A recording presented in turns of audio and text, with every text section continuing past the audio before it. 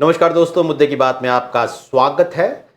कांवड़ यात्रा शुरू हो चुकी है और हर साल कांवड़ यात्रा के वक्त रास्ते में पड़ने वाले ढाबों, खाने पीने की रेहड़ियों पर नेम प्लेट यानी जो उसका मालिक है, ढाबे का, रेहड़ी का, जो भी खाने पीने की जगह है उसके मालिक के नाम की तख्ती लगाने का एक विवाद हर साल सुर्खियां बटोरता है। और ये सवाल उठता है कि ये विवाद आस्था का है या सियासत का। सुप्रीम कोर्ट से लेकर सड़क तक और सोशल मीडिया तक जंग का मैदान हर बार कांवड़ यात्रा सावन के महीने में ये पूरा विवाद बन जाता है। आखिर इसके पीछे है क्या? इसके पीछे कोई धार्मिक मंशा ही है, जातिगत सियासत है या फिर वोट बैंक की राजनीति है? ये समझने के लिए हमारे साथ दो वरिष्ठ पत्रकार और राजनीतिक विश्लेषक मौजूद हैं, केपी मलिक और सैयद कासिम साहब। आप दोनों का बहुत बहुत स्वागत है। शुरुआत करते हैं मलिक साहब आपसे। जैसा कि मैंने मेरी भूमिका में ही तकरीबन मेरा सवाल जो है वो स्पष्ट है, लेकिन मैं फिर भी आपसे ये जानना चाहता हूँ कि हर साल इस पर नेम प्लेट पर ये है एक बवाल होता है। सुप्रीम कोर्ट में जब मामला गया पिछले साल तो कोर्ट ने कहा कि जो लिखना चाहे, जो मालिक, जो रेडी वाला, जो ढाबे वाला, जो खाने पीने की गुमटी वाला लिखना चाहे वो लिखे, लेकिन किसी को मजबूर नहीं किया जा सकता। लेकिन फिर भी हम देखते हैं कि आस्था के कुछ स्वयंभू ठेकेदार जोर जबरदस्ती करते हुए, दादागिरी करते हुए नजर आते हैं और लोगों के साथ मार पिटाई तक करते हैं कि नाम क्यों नहीं लिखा या अपनी वेरिफिकेशन करवाइए। आपका क्या नजरिया है इस पूरे मसले पर? हाँ, देखिए नीरज जी, अगर आप देखें, आपने कहा है कि हर साल ये इस तरह की घटनाएं हो रही हैं और इस तरह से नाम लिखने की और दूसरी चीजें हमें देखने को मिल रही हैं। ये हर साल नहीं होता है। ये पिछले कुछ 4, 6, 10 सालों से शुरू हुआ है, जब से उत्तर प्रदेश में भारतीय जनता पार्टी की सरकार आई है। हमारा तो पूरा जीवन गुजर गया है वो कांवड़ यात्रा देखते हुए। अब मैं तो उसी क्षेत्र से आता हूँ, मेरा तो जिला मुजफ्फरनगर ही है। अभी जिला बन गया है शामली। तो हमने तो चीजों को बहुत बारीकी से देखा है और कांवड़ियों को भी देखा है, उस स्थान को भी देखा है। आपको इसको समझने के लिए कि ये घटनाएं क्यों होती हैं, ये क्यों हो रही हैं, ये आपको समझना होगा कि कहीं ना कहीं ये मामले जो है सियासी तौर पे जुड़े हुए हैं और सबको अपनी सियासत चमकानी है, सबको सत्ता में आना है। किस प्रकार से आया जाए? आपके पास कोई विकास योजना नहीं है, आपके पास कोई काम धंधे नहीं है, भर्तियां हो नहीं रही हैं, स्कूल आप बंद कर रहे हैं, तो इन्हीं चीजों को तो बढ़ावा देंगे। आपको ये देखना होगा कि पिछले 8 सालों में कांवड़ यात्रा को बढ़ाने के लिए, उनको उत्साहित करने के लिए क्या क्या प्रक्रियाएं भारतीय जनता पार्टी की ओर से हुई हैं। हमने कभी सुना नहीं इससे पहले कि कांवड़ियों के ऊपर हेलीकॉप्टर से जो है फूलों की वर्षा की जा रही हो। तो आप यानी कि इस मामले को बढ़ावा देना चाहते हैं। अरे भाई, अगर कुछ लोग हैं, उनकी आस्था है, वो कांवड़ लेके आ रहे हैं तो लाए। और कांवड़ लाना, वो सबकी अपनी अपनी आस्था है, वो इतना आसान नहीं है, बड़ा कष्टपूर्ण है वो। आप जाते हैं और जाके पैदल, ऐसी गर्मी में पैदल आते हैं और कावड़ लेके आते हैं, क्योंकि आपकी आस्था शिव भगवान में, शंभू में है और अपनी आस्था आप कर रहे हैं। ये क्या इस प्रकार के आस्थावान जो लोग हैं, जो इस प्रकार से शिव शंकर के भक्त हैं, उनका चरित्र हो सकता है इस प्रकार का? जो आप देख रहे हैं अभी, चंद रोज शुरू हुए हैं कावड़ को शुरू हुए, और इसी साल की अगर हम बात करें, पिछले सालों को छोड़ भी दें, जिस प्रकार का आचरण हुआ है, कई सारी रिपोर्ट अभी तक आ चुकी हैं कि कई ढाबों को तोड़ दिया गया है।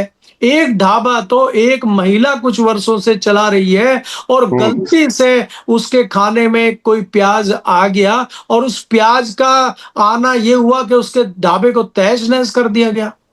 वो बेचारी महिला क्या करेगी? इसमें तो कोई हिंदू मुस्लिम का मामला था ही नहीं। दूसरा, ये नया जो ड्रामा कुछ दिनों से चला है कि ढाबे के ऊपर नाम लिखिए, आम की रेडी पे अपना लिखिए, भाई कौन आम बेच रहा है, क्या बेच रहा है। तो क्या आपको आम के अंदर ही धर्म की राजनीति करनी है क्या? अरे भाई, अगर आपको लगता है आम अगर आप किसी मुस्लिम समाज के व्यक्ति से लेके खा भी लेते हैं तो उसमें कौन सी आपकी आस्था खत्म हो गई है? हमारे यहाँ तो बहुत सारी चीजें जो है मुस्लिम समाज करता है। हमारे यहाँ तो अभी रामलीला शुरू होगी अगले महीने से। रामलीला का मंच बनाना, रामलीला के सारे कपड़े बनाना, रामलीला का प्रबंधन करने में मुस्लिम समाज के लोग भी जुड़े रहते हैं। तो वहां तो कोई सही दिक्कत बात। आज तक हुई नहीं है। तो पिछले कुछ सालों से जो इसकी आड़ में राजनीति हो रही है, मुझे लगता वो दुर्भाग्यपूर्ण है। जी। नहीं, ये सही बात। खाने पीने की चीजों में तो चलो मान लिया कि प्याज आ गया, लहसुन आ गया, अब आम में क्या आ जाएगा भाई? सेब में क्या आ जाएगा? उसके ऊपर नाम लगाना क्यों जरूरी है? लेकिन फिर भी है। कासिम साहब, कुछ लोगों की दलील है कि अगर सवाल आस्था का है तो नेम प्लेट लगाई क्यों नहीं लेते? हालांकि उलझा हुआ मामला है कि विक्रेता का नाम लगाना जरूरी नहीं है, खाने का प्रकार क्या है वो बताना जरूरी है, लेकिन फलों की रेडियो पर भी हम देखते हैं कि नेम प्लेट लगाने की मुहिम चली हुई होती है। तो कुछ लोगों की दलील है कि सवाल आस्था का है तो फिर लगा ही लीजिए, क्यों विवाद को बढ़ाना है? लेकिन क्या आपको लगता है कि मसला आस्था का है ही नहीं, ये राजनीतिक मंशा का है, ऐसा है क्या? अब नीरज जी, केपी मलिक साहब के होते हुए मतलब सूरज को दिया जलाने वाली बात है, फिर भी मैं कोशिश करता हूँ। देखिए, ऐसा है कि आपने जो कहा बिल्कुल कि लगा लीजिए, लगाने में क्या रखा है।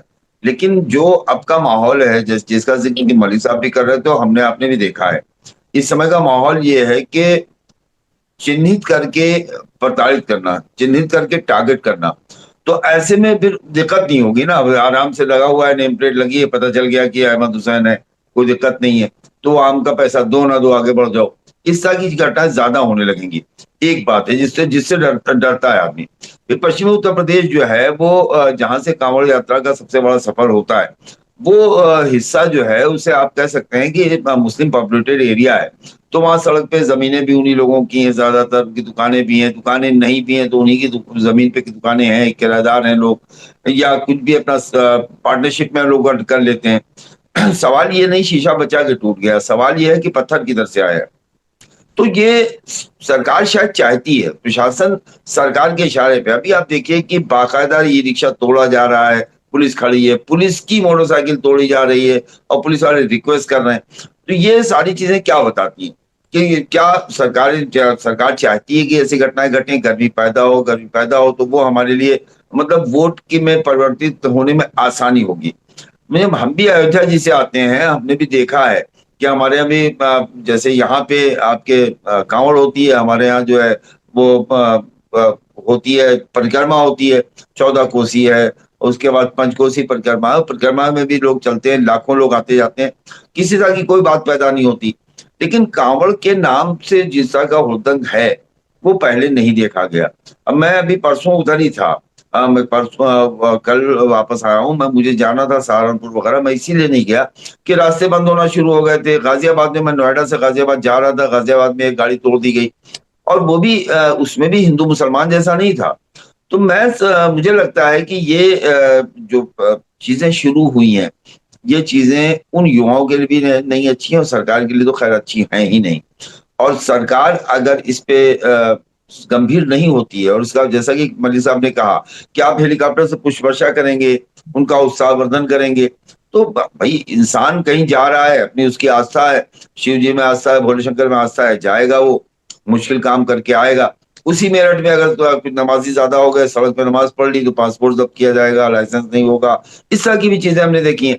तो नियम कानून कायदे अब बनाए जाते हैं तो सिर्फ इसलिए कि हमें वोट का फायदा कहां से होगा, और ये दुर्भाग्यपूर्ण है नीरज जी।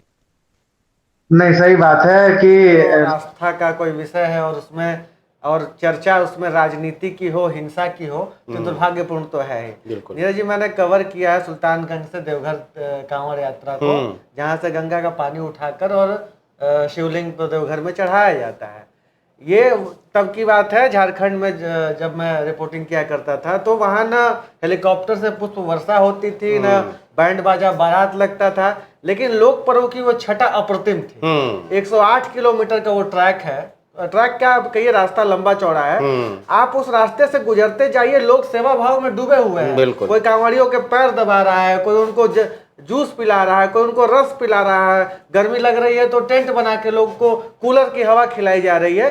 लेकिन ये कहीं तोड़ फोड़, मारपीट, अभी गाड़ी को रौंद डाला हरिद्वार में, मुजफ्फरनगर में, तमाम घटनाएं केपी मलिक साहब कह रहे हैं कि उस महिला का ढाबा अगर तोड़ दिया। विलाप आप देख लेंगे तो आपकी आंखों में आंसू आ जाएगा। वो कह रही है कि अब सब कुछ मुझे जीरो से शुरू करना पड़ेगा। तो ये तो कैरेक्टर हम लोगों ने नहीं देखा था किसी लोक पर्व में। और लोक पर्व में सरकार अगर हिस्सेदारी लेती है तो राजनीति तो होनी तय है। केपी मलिक सर, हम लोग जब ये चर्चा कर रहे हैं तो जयपुर में जयंत जी का एक बयान आ गया है। जयंत जी कह रहे हैं कि ये सही नहीं, और ये पहली बार नहीं है कि नेम प्लेट विवाद पर जयंत कह रहे हैं कि जा जाके जो आप नेम प्लेट और आधार कार्ड चेक कर रहे हो ये सही नहीं है। और इससे कुछ दिन पहले भी वो कह चुके हैं कि विजिलेंटिज्म है ये बिल्कुल वो अप्रूव नहीं कर रहे। तो आखिरकार इस सियासत में जयंत चौधरी कहाँ खड़े हैं? ये केवल कह भर दे रहे हैं या उनको वो कुछ असहज हो रहे हैं इस पूरी कांवड़ यात्रा की सियासत से? देखिए अमीश जी, पहले तो मैं आपको ये बता दूं कि ये जो आपने देवघर का भी उदाहरण दिया, और यहाँ पश्चिम उत्तर प्रदेश में भी हम बचपन से देख रहे हैं जो कांवड़िए आते हैं उनका बड़ा सम्मान होता था पहले। और कुछ चुनिंदा लोग जो पूजा पाठ वाले लोग होते थे, विद्वान लोग होते थे, या कोई टीचर है या कोई उस तरह के लोग हैं, वो गिने चुने लोग कांवड़ लेके आते थे। और जो साधारण लोग हैं, वो किसान हैं या ढाबे वाले हैं या जो सड़क के आसपास जुड़े हुए हैं, वो सोचते थे कि हम भी थोड़े से कहीं ना कहीं धर्म के भागी हो जाएं। अगर हम इनकी कुछ मदद कर दें, कुछ खाना ही दे दें, इनको कुछ पानी ही पिला दें, इनका कुछ आशीर्वाद ही ले लें, इनके पैरों में छाले पड़े हुए हैं, इनकी कुछ दवाई कर दें, इनके पैर दबा दें, वो आस्था उनकी भी थी। लेकिन पिछले कुछ दिनों से ये देखा गया है कि इसमें सियासत ज्यादा आ गई है, और जिस प्रकार से बेरोजगारी फैल रही है उसमें भी इनकी तादाद बढ़ गई है। आज मैं ये बड़े दावे के साथ कह सकता हूं कि 70% के लगभग लोग ऐसे जाते हैं जिनको ना कावड़ का मतलब पता है, ना कावड़ क्या होती है कोई लेना देना नहीं है। उनको ये पता है कि 15 दिन बहुत अच्छे बीतेंगे, अच्छी दावत पानी होगी, अच्छी खातिरदारी होगी, और जितना हुड़दंग करेंगे ना सरकार ना पुलिस आपको कुछ नहीं कहेगी। एक तो ये हो गया। दूसरा, जो आपने जयंत चौधरी को सवाल पूछा है, इन्हीं दिनों में सेम परिस्थितियों में नाम रेडी पे लिखने के लिए, फलों की रेडी पे नाम लिखने के लिए, ढाबों पर लिखने के लिए भी जयंत चौधरी से सवाल पूछा गया था। जयंत चौधरी ने कहा था क्या कुर्ते पे भी नाम लिख लें क्या? उसके बाद तो ना कुर्ते पे नाम लिखा गया, ना वो बाद में आए, ना उन्होंने कुछ किया।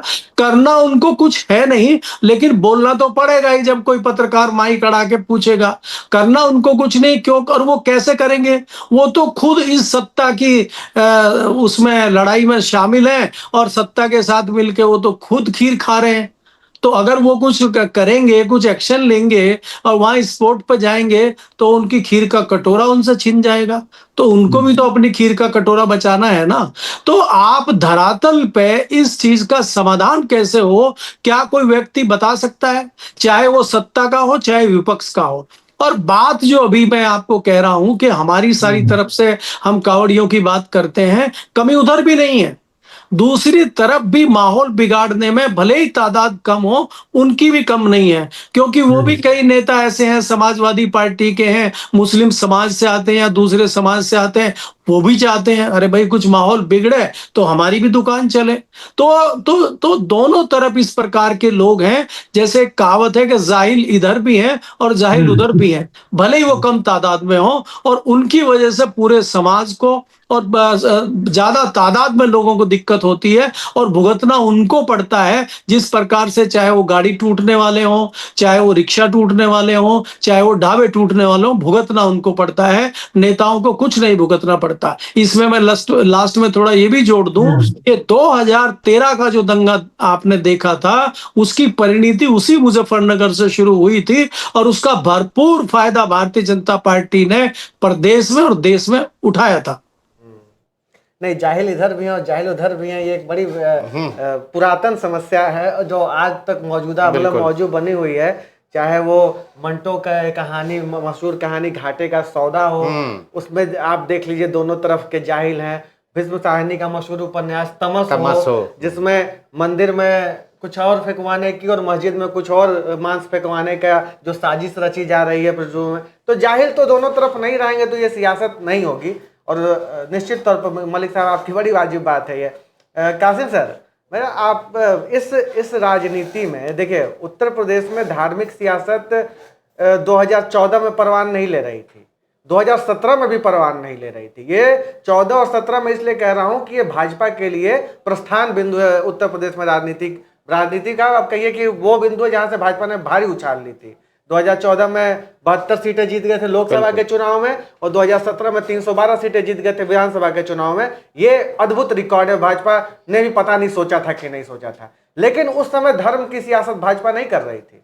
भाजपा सबके विकास, सबके साथ की सियासत कर रही थी, सर्व समाज को जोड़ रही थी। उसके बाद के चुनाव दर चुनाव में भाजपा को भाजपा के इस विजय रथ में हमने गिरावट देखी है। लेकिन धर्म की सियासत उत्तरोत्तर विराट होती जा रही है उत्तर प्रदेश में। अयोध्या की सियासत किए, 2024 का लोकसभा चुनाव में क्या हाल हो गया, उसके बाद भी सियासत इनकी संभल से लेकर यहां तक जारी है। ये कौन है जिसको पता, जो इस सियासत से अगर जनता आपको वोट नहीं दे रही है उस पैमाने पर जिस पैमाने पर पहले देती रही थी, तो क्या ये धर्म की आक्रामक सियासत को चेक करने वाला कोई नहीं है? किसी को ये समझ में नहीं आ रहा है भाजपा में कि इस सियासत से जितना निचोड़ा जा सकता था रस निचोड़ा जा चुका है और अब ये सियासत उनको काम नहीं दे रही है? अमीश भाई, ऐसा नहीं है। उन्हें पता है कि इसमें जो हमारे वादे थे, जो हमने कहा था, जो हमने सोशल मीडिया के जरिए और क्या कहते हैं मीडिया के जरिए जो प्रचारित किया था, ऐसा हो नहीं पाया। कुछ ऐसा भी रहा कि आप देखें 3 मुद्दे ऐसे हैं जिनको भारतीय जनता पार्टी को फायदा होना चाहिए था इस राजनीति के। राम मंदिर का फायदा, रामलला प्राण प्रतिष्ठा का फायदा होना चाहिए था, नहीं हुआ। कुंभ का फायदा अभी तक दिखाई नहीं दिया। और फिर ऑपरेशन सिंदूर था, उसका भी फायदा। गुजरात जैसी चुनाव में आप विधानसभा की एक सीट हार गए गुजरात में, यह अलार्मिंग था इनके लिए। लेकिन फिर भी अब मजबूरी यह है कि विकास की योजना है नहीं, बेरोजगारी बढ़ती जा रही है। तमाम अब इस यूपी में आप देख लीजिए, स्कूलों का समायोजन और तमाम ऐसे मुद्दे हैं, 69,000 शिक्षा भर्ती, तमाम मुद्दे ऐसे हैं जो सरकार के पास इसका जवाब नहीं है। बिजली मांगने पे ऊर्जा मंत्री कह देते हैं, यूपी तक नहीं चलाया है कि भाई जय श्री राम जय बजरंगबली की, तो अब वो बिजली की बात पे जय श्री राम कह देते हैं। तो ये एक ऐसी स्थिति है भारतीय जनता पार्टी के लिए, उसके एक समझ में नहीं आ रहा है कि अब यही एक चीज है कि हम किसी तरह से इस धर्म के मुद्दे को गर्म करके अपने इस 2027 के रण को पार कर सकें। अब देखिए, बिहार आने वाला था तो जनगणना की बात आ गई, जातीय जनगणना की बात आ गई। हालांकि वो कहाँ पे है, कहाँ पहुंची, इसकी किसी को जानकारी नहीं। उसकी जगह पे जातीय जनगणना की जगह फिर वो दूसरा आ गया, वोटर लिस्ट। और वोटर लिस्ट में आधार को या किसी दूसरे कागज को मतलब नेशनलिटी का पेपर न मानना। तो मुझे लगता है कि भारतीय जनता पार्टी ऐसा नहीं कि उसे नहीं पता, उसे पता है। लेकिन ये कम से कम एक तबका ऐसा है 18%, 17%, 20% टोटल पॉपुलेशन का, जो कहीं ना कहीं धर्म को लेके थोड़ा सेंसिटिव है, पॉजिटिव है। तो वो उस तबके को अपने साथ रोक के रखना, फिर बाद में जातीय गणित और जातीय हिसाब किताब जो होता है उसका इस्तेमाल करना। अभी मलिक साहब ने बहुत अच्छी बात कही कि पूर्व में जैसे आपने बताया था झारखंड का मामला, पश्चिमी उत्तर प्रदेश में भी लोग जो है कांवड़ी यात्राओं कांवड़ियों को के साथ किस तरह से पेश आते थे, पैर दबाना, मरहम लगाना। मैं अभी परसों, मैंने आपसे जिक्र किया, मैं परसों मेरठ में ही था। वहां पर ये जो मेन रोड है आपके जो हरिद्वार जाती है, इसी के पीछे मेरा जहाँ पे मैं रुकता हूँ पल्लवपुरम है, बिल्कुल ऑन रोड है।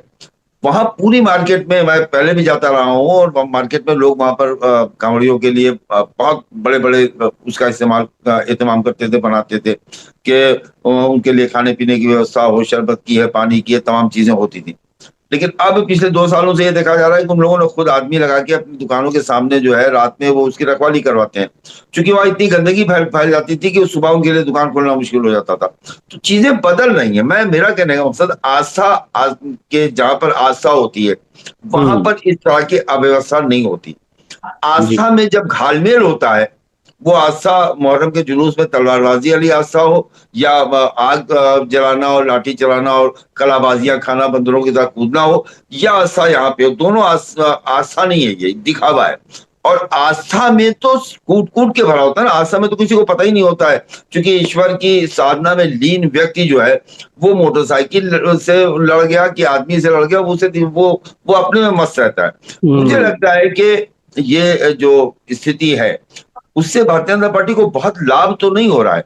जैसे उस महिला का ढाबा हो गया, या गाजियाबाद की घटना हो गई, या ई रिक्शा की घटना हो गई। लोग देखिए, एक्शन जो भी होता है उसका रिएक्शन जरूर होता है। तो इन सब चीजों का फायदा होने की जगह पे विशेषकर पश्चिम उत्तर प्रदेश के लोग, अगर किसी एक आदमी की गाड़ी या रिक्शा पलट दिया जाएगा, तोड़ दिया जाएगा, तो पूरे गांव पे उसका असर पड़ता है, पूरे गांव में उसका रिएक्शन होता है। मैं जी। समझता हूँ कि ये वोट के लिहाज से भी देखा जाए तो नुकसानदेह सौदा है। अमीश भाई। बिल्कुल। मलिक साहब, बहुत विपक्षी दलों की बात कर लें, कई सामाजिक संगठनों की बात कर लें, यहाँ तक कि जो सुप्रीम कोर्ट में पिछले साल दलीलें हुई थी उसमें भी ये जिक्र आया था कि चलिए इसमें एक धर्म की राजनीति तो अलग है, लेकिन सामाजिक भेदभाव और छुआछूत भी इस पूरे मसले में शामिल है। कहने का मतलब है कि नेम प्लेट लगाने से तो दुकानदार की जाति का भी पता चलेगा, और अगर इस आधार पर अगड़ी जाति का कोई शख्स किसी तथाकथित, हम जो इसे कहते हैं कि पिछड़ी या दलित जाति के वेंडर के यहाँ से सामान नहीं लेगा या कम से कम खाना नहीं खाएगा, ये सारी आशंकाएं भी इसे लेकर जताई गई थी। तो क्या इस मसले की आस में, इस मसले की आड़ में ये जाति की राजनीति जो है वो अंडरलाइन नहीं होती है? मेरा कहने का मतलब ये है कि अगर एक तरफ धर्म की राजनीति इसमें है तो अखिलेश यादव का पीडीए भी तो इसमें है, तो क्या अखिलेश यादव को अपना पीडीए और बुलंद करने का मौका नहीं मिलता है इसमें? देखिए नीरज जी, एक तो आपको ये समझना होगा कि ये जिस प्रकार की राजनीति चल रही है, कहीं ना कहीं विपक्ष भी इसमें बैकफुट पे है। मैंने पहले ही कहा, विपक्ष में मैं जयंत चौधरी को भी जोड़ के चलता हूं, क्योंकि चुनाव से पहले हो सकता है वो भी विपक्ष में आ जाए। और आप पक्ष में रहें या विपक्ष में रहें, समाज को क्या आप जहरीला बनाने पे तुले हुए हैं? आप तो अभी तक विपक्ष में ही थे, कल को फिर विपक्ष में होंगे। तो क्या जिस प्रकार की बीज आप बो रहे हैं इस क्षेत्र में, ये जब बड़े पेड़ बन जाएंगे तो आप कैसे इनसे निपटेंगे? बात यह है, अगर आप इस एक उदाहरण लेते हैं, मुजफ्फरनगर का लें या रोड के जहां से कांवड़िए गुजरते हैं कहीं का भी लें, एक व्यक्ति पीडीए का जो जैसे जिक्र किया आपने, वो छोटे समाज, छोटी जाति से आता है, किसी मैं जाति का नाम यहाँ नहीं लूंगा, छोटी जाति से आता है और वो ढाबा चलाता है या चाय की दुकान चलाता है और उसने अपनी नेम प्लेट लगा ली। तो आपने जो नेम प्लेट लगाई तो उससे तो कावड़िए और बिदक गए उससे, क्योंकि वो छोटी जाति का था। अब तो उसके यहाँ से चाय तो नहीं पी रहे हैं, उसको कह तो कुछ नहीं रहे हैं, लेकिन माल तो बिक ही नहीं रहा उसका। तो आपने तो उसकी जमी जमाई दुकान का सत्यानाश कर दिया। दूसरी चीज ये है, आपको ये समझना पड़ेगा कि आप जो ये बताना चाह रहे हैं कि मुसलमान सामान बेच रहा है, मुसलमान फायदा कर रहा है, मुसलमान हमारे धर्म को भ्रष्ट करने के लिए चीजों में कुछ मिला के बेच रहा है, मैं जो जैसा कि अभी हमारे मित्र ने कहा कि ये एरिया में मुस्लिमों की अच्छी खासी तादाद है और वो हमारे साथ सहयोगी के रूप में काम करते हैं। आज आप देखेंगे जितने बाग हैं हमारे, जितनी फसलें हैं, उनका देख रेख का काम वही करते हैं। 99% जो आम आपको मिल रहा है उसमें कहीं ना कहीं मुसलमानों का सहयोग है। मुसलमान, मेरा अगर बाग है तो हमने वो ठेके पे दिया हुआ है, मुसलमान को फसल पे दिया हुआ है, वो फसल तैयार करता है, बाजार में बेचता है, उसी का काम है, खाली जमीन मेरी है या कहीं कहीं उसकी खुद की जमीन भी है। इसी तरह से दूसरी चीजें हैं, पशुओं का जितना भी, पशुओं के निपटान की आप बात करें, जिस तरह से आप पशु कटान की बात करते हैं, किसान इतना बड़ी तादाद में पशुपालन करता है, तो जब उसको जरूरत नहीं रहती तो पशुओं का निपटारा भी यही लोग अपने तरीके से करते थे। आप अगर किसी धरातल के किसान से पता करेंगे, वो जब पशु उसके काम का नहीं रह जाता है, खासकर जो भैंसा है या कोई भैंस इस प्रकार की हो जाती है, तो यही लोग ले जाकर उसको काटते हैं। कोई बुराई नहीं है, गाय और बैल वगैरह जो है जनरली किसान जो है अपने पास पालता है और उसकी मृत्यु पर ही उसको दफनाता है, ये मैं जानता हूं बचपन से। इसके अलावा दूसरे जितने भी पशु हैं उसका निपटान ये करते हैं। पशुओं का दूध निकालना, हमारे घर में है जो पशुओं का दूध निकाल के देता था वो जहीर भाई थे, वही पानी भर के खेत में से लेके आते थे। या हमारा जो घेर होता है जहां पे हमारा ट्रैक्टर ट्रॉली और ये सब रहता है, औरतें घर पे रहती हैं, तो वही 2 बाल्टी दूध लेके आते थे। आज ये इतना दूध निकला, कहने के लिए जहीर है वो, और दूध दे रहे हैं जाटों के यहाँ, त्यागियों के यहाँ।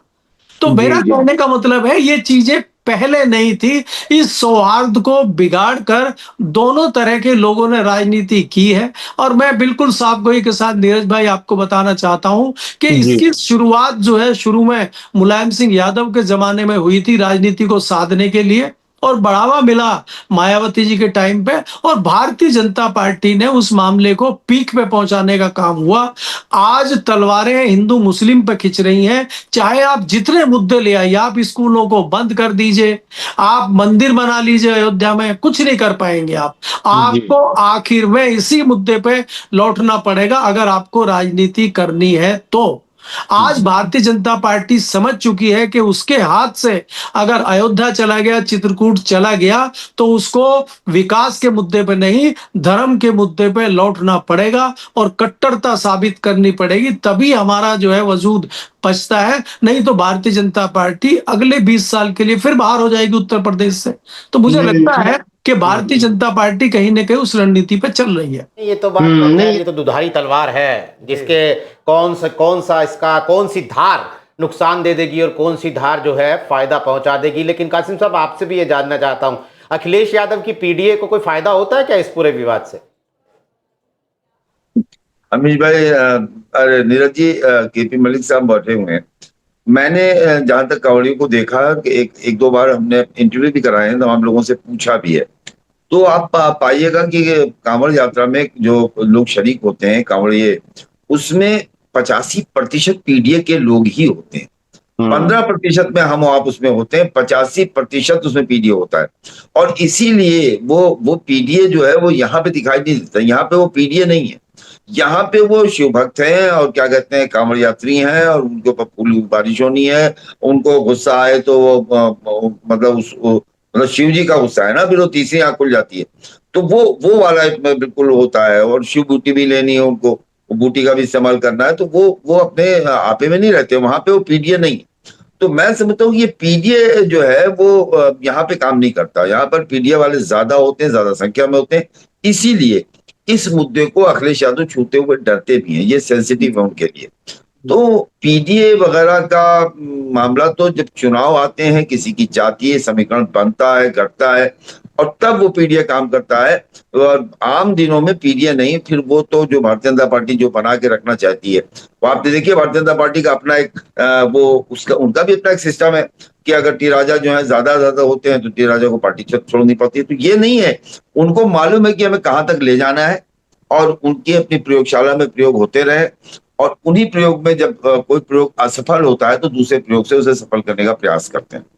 नीरज।